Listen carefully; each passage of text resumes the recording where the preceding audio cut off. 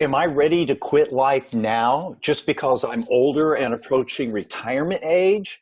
No way. I'm just now getting the hang of it. I'm better than I've ever been before. This is something that millions and millions of people are saying. And of course, among those people are women. And in particular, for today's interview, those women who have had professional careers, marriage, raised kids, and they're looking at this time as I'm not done yet. Some of my best years and best work are ahead. And they may also be wondering, now what?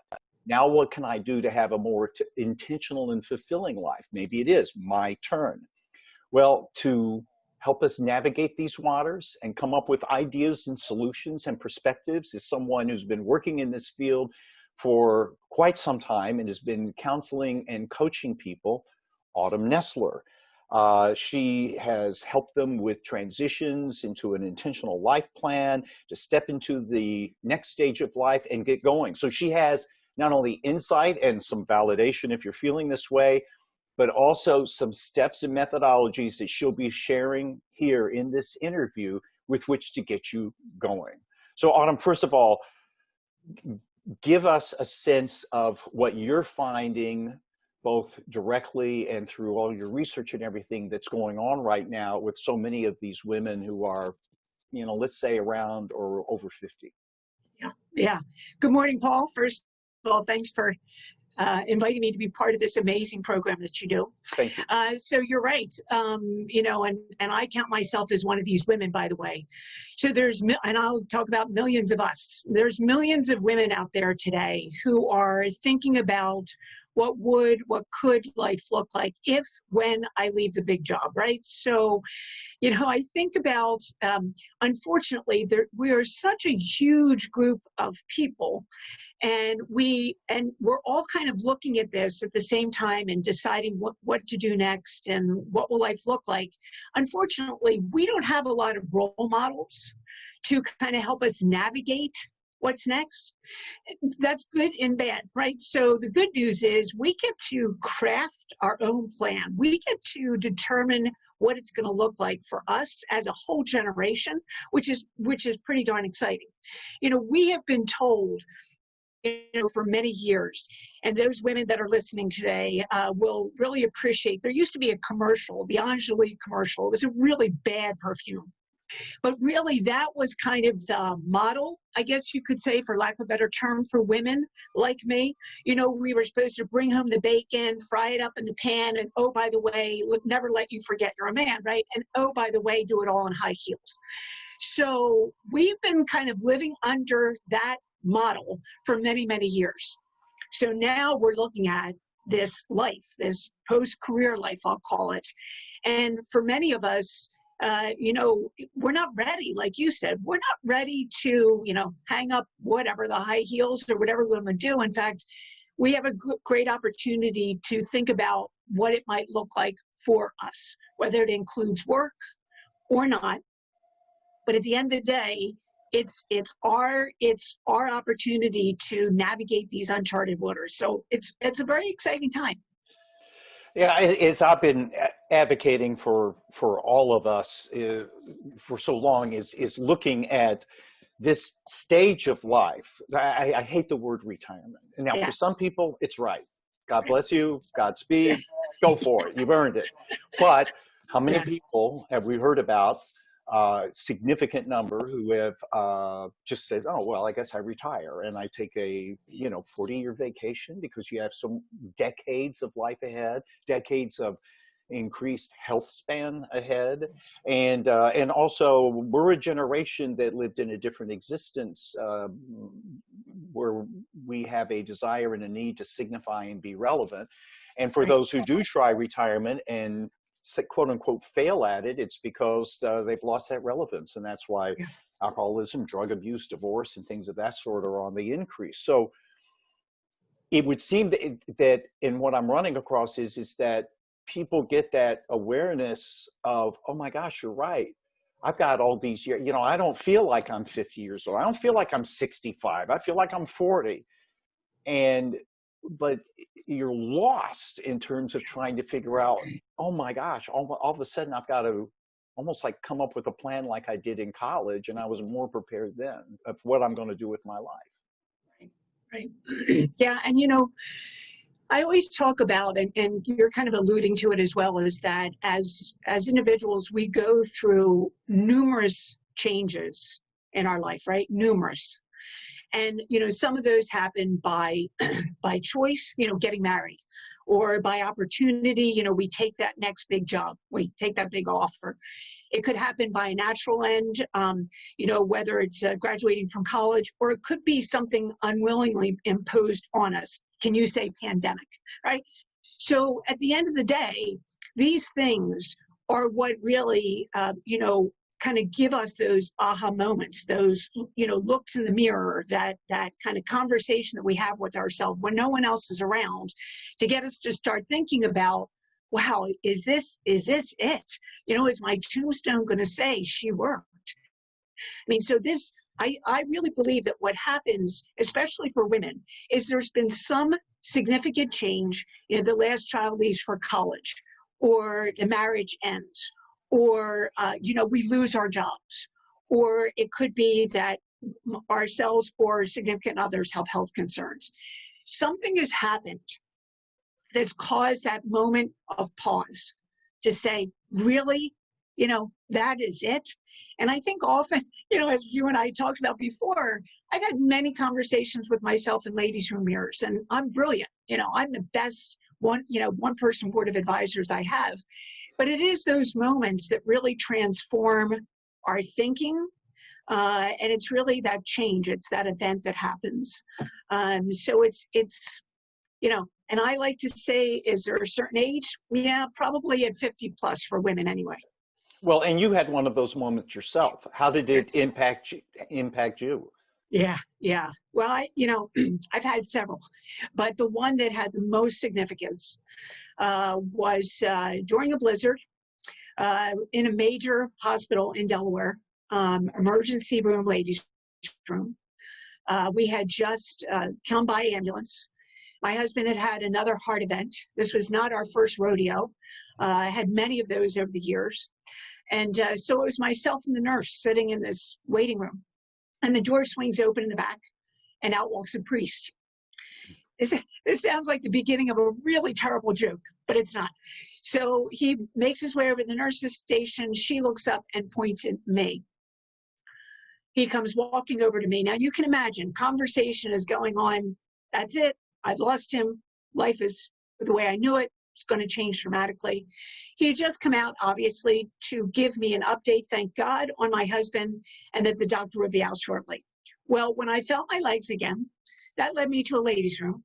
And it was that conversation where I said, enough, I'm done. How many more times does this have to happen for me to understand I need to make some dramatic, significant changes? And so bringing him home after he was stable, getting back to our normal, whatever that was, it really led me to go down a path, start my practice in intentional life. And because it was all based on that conversation, that wake up opportunity that I had, that I listened to this time, because I've had many of those conversations over the years in those mirrors, but never that's had that kind of significant impact. So if I maybe haven't had that stunning moment, and we've all had those in our lives, and I've had them too, and I often wonder why life and existence is so clear in those moments, and we can't make them clear when everything's kind of status quo, but Right. maybe a little topsy-turvy, ergo pandemic, or, you know, maybe at work you're being shown the door. So what can we do to even get us in that place to start like going, wait a minute, I really have to, and this is partially my take, so please go in another direction, I really got to have some perspective and intention as to how I want to live the rest of my healthy life, which could be 30, 40 years at least. Right. And to, quite frankly, think of it in a totally different way than I have in my entire existence or society has ever looked at it, meaning my options are probably more broad than I ever could imagine. It doesn't just mean, but it could, that I keep doing what I've been doing professionally. How do I get to that perspective and mindset? Well, I think it's, first of all, I think it's taking the opportunity to look at change differently. So, we use you hear the terms change and transition used interchangeably, right? Where in fact, they're very, very different things. Whereas a change is that external event that happens, that graduating from college. The transition is that gray zone that happens next. And, I use the visual with the women that I work with of the tightrope walker. And that platform that we're standing on, that ending has just happened. And across that big abyss of space is that other platform. And we have to figure out how to navigate across that with or without a safety net to get to that other side, to get to that new beginning. So here's where I think the problem lies. And to answer your question, I think the first thing that we need to do is to look at change differently. And by that, I mean to look at the change, to pause and look at the change that's just occurred, the ending that's just occurred, with openness and curiosity. To embrace it, to look at it as that opportunity for us to sit back and reflect, and to realize that we need to honor that time, to grieve maybe what's happened, the loss that's just occurred, to just really think through what it could look like getting to that other side. And then I really work with individuals to think about those strategies, those transition strategies, to help them get across that big abyss of space. Because most of us, especially women, we tend not to ever put ourselves first. So that's the first thing that we do, is we really transform our beliefs about, what this change and transition could offer us as an opportunity. So I don't know if that kind of answer your question, but I think it's first and foremost embracing the change that's just occurred, taking a time to pause, reflect, and think about navigating that space to get to that other side. Yeah, and it's interesting that you brought up that analogy, because in an interview that I did with Richard Leider, the author of The Power of Purpose and 10 other books, and he has a new one coming out, which is, and I might not get the title exactly right, but Who I Want to Be When I Grow Old, Okay. about living a purposeful, intentional life as you get older.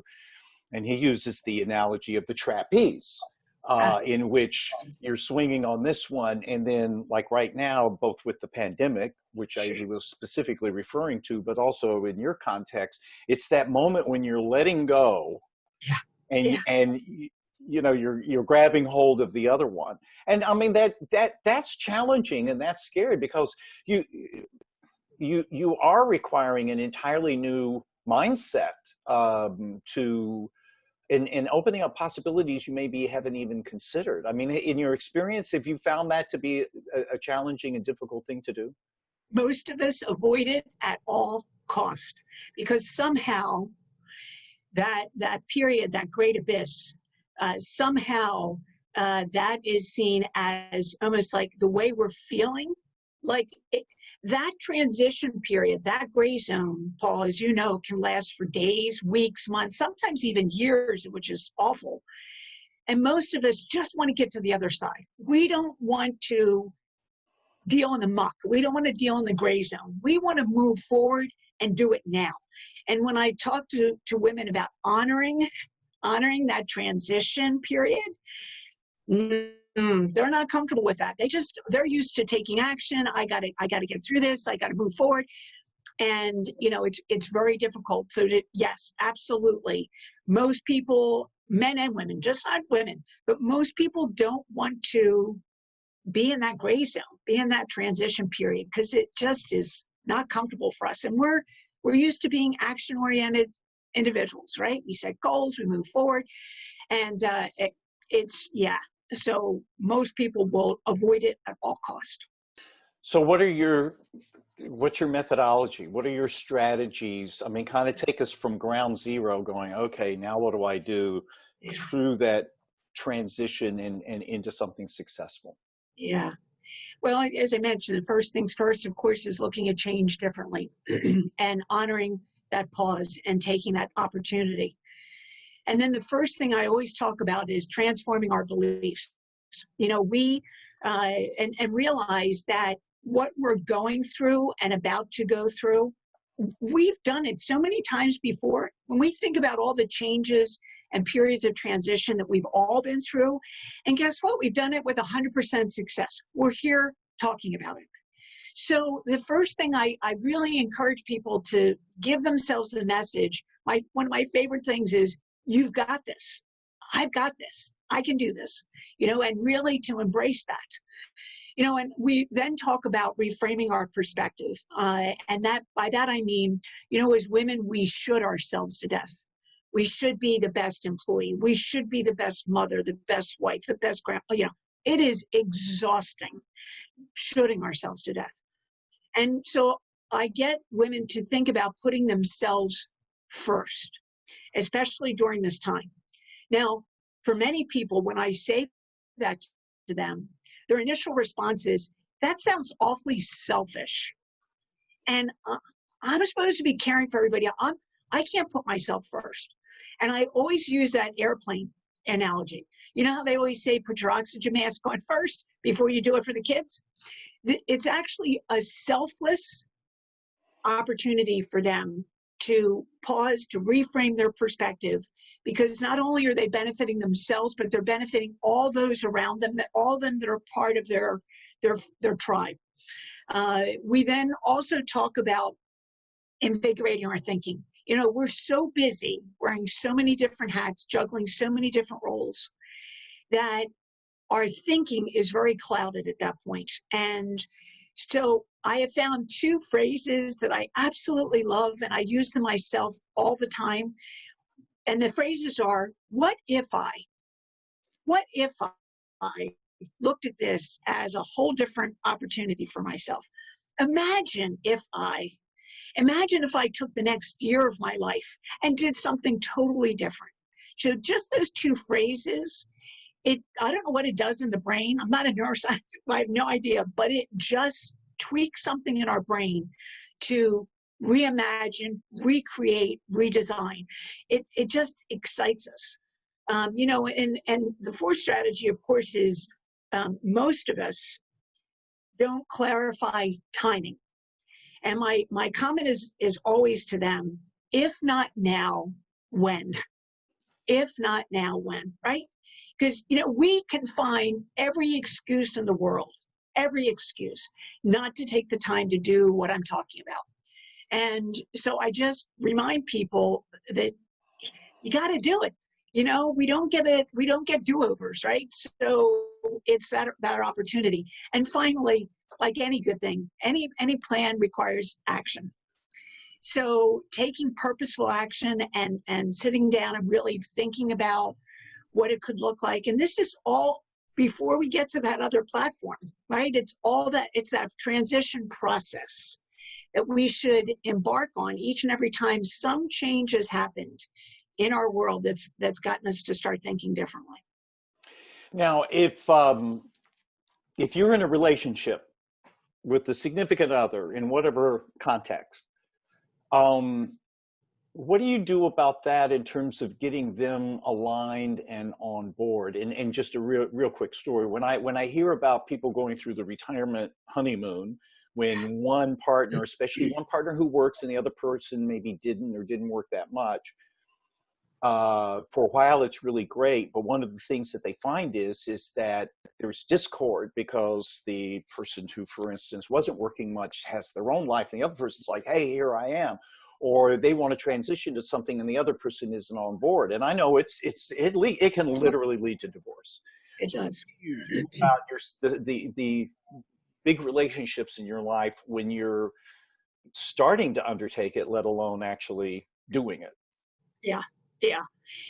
And I think part of it is, my husband and I are still trying to figure this all out. So when I was, after that ladies' room mirror in the hospital, and really the conversation between us, my husband and I, started when I got him home, when things were stable, when we were getting back to a normal life. And that's when the conversation really started. And I think part of it is, so on an annual basis, my husband and I go on an annual retreat. We do a planning retreat. And during that time, we plan individual goals as well as a couple. And that's kind of the end result of all the work that kind of led up to where we are today. The initial conversations were all about, how do you envision? What are you thinking about? What would be the ideal situation for you? What would your life look like if in an ideal world? Because a lot of times those visions are so completely different. And I was working with a client who said her husband, she was scared to death. Her husband was an attorney, was retiring within the next 12 months. She herself had a big career, had retired, taken the package, and was so bored within a year she was back to work. So now she and her husband are facing this 24/7 together. And she came running, screaming to me, saying, I don't know what to do. I don't know how to do this. You need to help me. And so part of it was because when she asked him what life was going to look like for him, his ideal was he would get up, have coffee, read the paper, go to the gym, and come home. And she said, okay, so that takes you to 9:30. So now what? And so his vision of what he saw day to day looking like and her vision were very different. So you're right. The first thing you need to do with your significant other is to figure out where each of you are. What is each of your visions? And then figuring out what a vision together might look like. Because, they're still separate, but together life that you have to think about. And that's what an intentional life, includes, is that how do I want to be and how do we want to be? And it's those two visions that really need to be mapped out and nailed down. And as I mentioned, my husband and I do this kind of planning on an annual basis. So any type of intentional life planning process that I talk about is only for a 12-month period of time. If I started to think about, because I intend to live to 100, if I thought about planning for the next 40 years or 30 plus years, it would be impossible. So I do it 12 months at a time. So I think part of the whole thing is having those initial discussions, because really when it comes down to it, it could be very, very different visions that we both have. Define for me what you mean by an intentional life.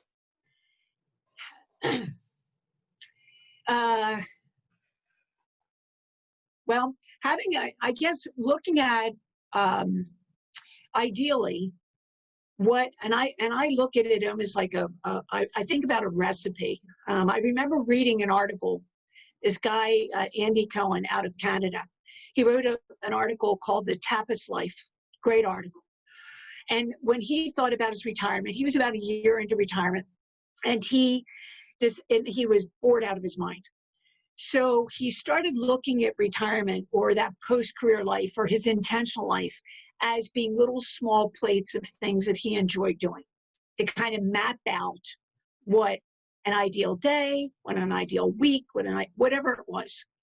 And so an intentional life is something that you do with planning, with thought, with listening to that inside voice, with drawing on the best of our wisdom, our success, and our experience to date. You don't have to start from scratch when you think about living an intentional life. You just have to take the best of what was, what has been, what is now. And that's what you need to kind of craft. I talk about my life, my intentional life, as being a recipe. And the recipe that I do all the time is taking the best of the ingredients, because I listen to what I knew my life needed to include, those ingredients. I knew I wanted to utilize my time and talents. I knew that I wanted to learn. I know that I wanted to create and connect. And I had all these different ingredients. And so I was crafting the perfect dish for myself. But as I said, everything is up for discussion. Everything is up for, change. And so having an intentional life is knowing what your recipe needs to include and pulling from the best of all those ingredients from what your life has been about. I think that's really strong, and I couldn't agree with you more. It takes some self-examination and some Yes. self-awareness, and I know that a real epiphany in this general topic that we're talking about came when I was talking to a friend, colleague, a woman who's in her 30s. Two young children, and she was like, yeah, I'm kind of wondering, what am I going to do with that phase of life myself, because she was following what I was doing with my endeavor. And it really did hit me, and that is that, okay, if you look at somebody in college and receiving as a very popular graduation gift Dr. Seuss's "Oh, the Places You Will Go." Yes. And it struck me that, like, okay, when you're graduating high school or college, it's like you've got the road ahead and all the possibilities and the challenges and the successes and the people that you'll meet and the differences that you can make in the decades ahead. And it's like, okay, you're 50 or 60 years old. You got that road ahead, and you've got all the people you'll meet and the challenges and the opportunities and the successes in the decades ahead. And I thought, wow, what a great gift for somebody turning 55 or whatever. But the point of it being is that, however, for those of us in our stage of life to come up with that recipe that you mentioned, now I've got a better idea of what I like and what I don't like and what's important to me and what I'm good at, but I might not fully realize it without that self-reflection, that self-awareness kind of taking stock of myself, correct? Yes. Is that what you have people do, basically? Oh, absolutely. And, I always talk about that. We do a lot of journaling, and I do a lot of journaling just on an ongoing basis. And it's that either a cup of coffee or a glass of wine in my hand, and I, kind of sit down and take that moment each day for reflection. And, I tell people all the time that I set a daily intention, and it's something that kind of guides me throughout my day, that it keeps me kind of centered. And you're right, it's that opportunity, and it can be such an exciting time. I mentioned to you before about imagine if what would it look like if it's exciting. And taking that time to really draw from, because day-to-day life clouds our thinking. And so to take that time to really pause and reflect and honor that voice screaming inside of us. And it takes a very, I practice mindfulness. And so part of it is getting people to think about taking a moment and being very mindful about that moment in time and, moving forward in their day, in their week, in their month, in that way, being very mindful and thoughtful about it. Yeah, that's a good point. And what worked for me, and I do believe in, the power of intention, is that, and what's even got me to the point where I am right now and what I'm doing, was that I got really fundamental. And I literally thought, okay, first of all, how do I want to feel? When I wake up in the morning, how do I want to feel? Okay, well, it starts with, well, I feel healthy and I feel good and I feel excited. But then, I started taking it, from there. And I started realizing, well, what would it take for feeling? Well, interacting with wonderful, blah, blah, blah, blah. But also taking my skills and experience and not doing what I had been doing, but doing something, taking those same skills and wrapping them and applying them in a different way. And that kind of leads to my next question, which is, I know for even myself and for a lot of people, it's a challenge to look at what you can do as well as what you want to do, or looking at your skills and experience in an entirely different context in the way that you've been applying them in the past. Correct? And if so, how do you change that perspective? Yeah, it takes time, obviously, and for most of us, it's first looking at, I've taken out the word career work out of my vocabulary, just like I try to take out retirement. But I always tell people, instead of saying career and work, let's use utilizing my time and talents. And I get them to reflect on how is it right now, whether it's, if they're really stuck, I ask them to tell me about their day. What did their day look like today? Or the last couple of days? What do they do?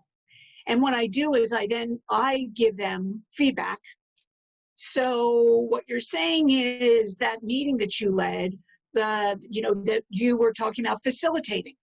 And do you enjoy that? Is that something that you really enjoy doing and something you'd like to continue doing? And so we start to pull from what they say as, yeah, what's a big deal about that? And then we get them to kind of look at using that skill or that talent. Is that something that empowers them to that, like if somebody said to me, being in front of a group of people, speaking to groups of people, and they would see me light up because I love that, right? I know that I draw energy from that. Well, I pick up the same kind of nuances when I'm working with someone, and I'll say, God, you really lit up like that. It must be, you must love doing that. So let's make a note of that, because that's something moving forward. You want to use that skill, that time, that talent, whatever it is. And so it's really getting them to look at their day-to-day, and they'll tell me what they do want to do and what they don't want to do anymore. And that's where we start pulling those things. But it's me being that objective person that starts labeling the talents that they just outlined for me, that they don't see as talents, but I do. Yeah, that's really great advice, and that's a great process for anyone to do to find their way forward, because this very situation is hitting people of all ages and of all situations, given the pandemic and the way that it is changing the world in terms of economics and profession and life. And I'll further back up and circle back to something else you said, and that's journaling. Yeah. Which is, for me, what I found is that in the first place, coming to the conclusions that you're talking about, the self-awareness conclusions, it's like peeling an onion. You go, oh yeah, it's this. And then a couple of weeks later, oh, wait a minute, it's even deeper than that, or it's more significant, and you're peeling the onion. And the other thing I'll say that I've heard from so many thought leaders, and for instance, as Tim Ferriss has said, the person who wrote the 4-Hour Work Week and Tools of Titans, which I have over here, which is just this great advice from hundreds of people who are successful in a myriad of life, is that the one common trait he found amongst successful people, successful in life, whatever endeavor, was that they journal. Yeah. Consistent thing is that they journal. And by the way, I would add journaling first thing in the morning before any electronics. As he calls, I tap my monkey brain, meaning you don't have these external concerns and other people's agendas interfering with your brain, to absolutely journal every day. Yeah. And my journals, it's funny because I love looking back over time. I probably have been journaling, I'm going to say, since maybe the last 10 years. I didn't really take the time before to do that. And my journaling has taken on different looks. In fact, I just redid how I want to journal moving forward, right? At least for right now. But when I look back, the lessons that I glean from that, or the consistencies that I see of who I am and who I was and what was important to me, it's amazing to me. You just write some things down. It doesn't have to be a lot.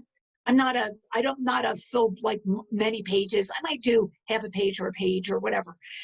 But the things that I glean from that is just amazing to me. And that's why it's so important when I work with someone that we focus a lot on journaling and as a tool to, again, like we spoke about a moment ago, utilizing time and talents. What does that look like, and listening.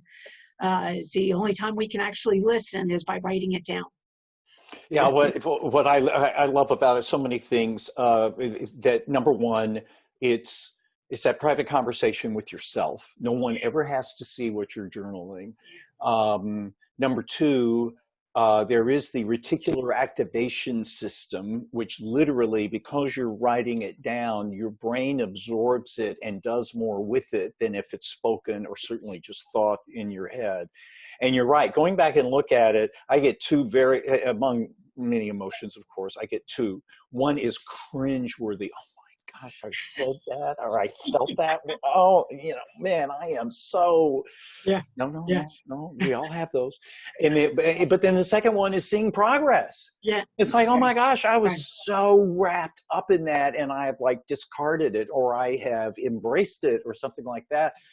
But even if I don't look back at it, every time I journal, I feel great. By the way, here's a little unpaid product endorsement. Oh, yeah.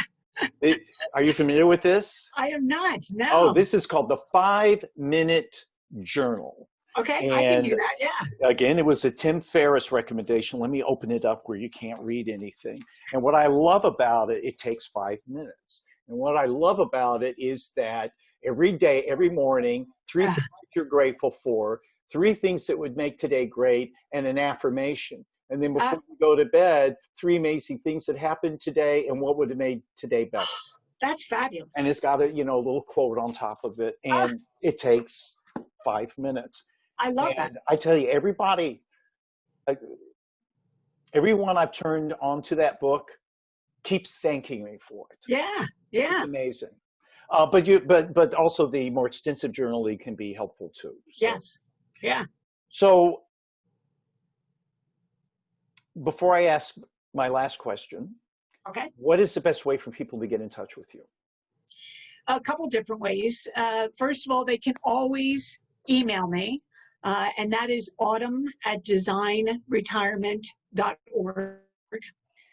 That's one way. Again, it's autumn@designretirement.org. They can always call 215-870-2960. Certainly my website at www.designretirement.org. And to get a sense of what I look at as being part of an intentional life, they can always follow my Facebook or LinkedIn, because I always am posting things there that are relevant to what this intentional life planning looks like. I'm pulling articles from Andy Cohen with the Tapas Life to Next Avenue, which is one of my favorite go-to. Richard Eisenberg, who you have talked to, he is amazing. I love that publication. So I'm always pulling what I think is the best of the best. And I'm a curator, as I tell people, of content. And so I'm always pulling things. And so a great way to get a sense of what intentional life planning looks like is to follow me on Facebook or LinkedIn. I have a company page, I have a personal page, and they, follow me either way. So one last question.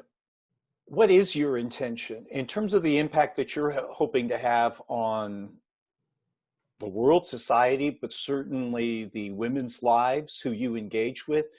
What is your intention? Well, my intention is always, if I take it from a really high level, to leave each person I meet with or talk with a little better off, right? After working with me. That's kind of the big, in the sky. But it's about, I went through, it sounds great when I talk about that mirror conversation that I had. But I got to tell you, what I didn't share with you is what happened after I left that hospital, after I brought him home, and the agony and the hours and all the things that I did to get to where I am today, which led me to wanting to save other women from that same experience and from feeling. And so that's my largest mission is to save other women from having to go through the months of what I went through to get where I am today.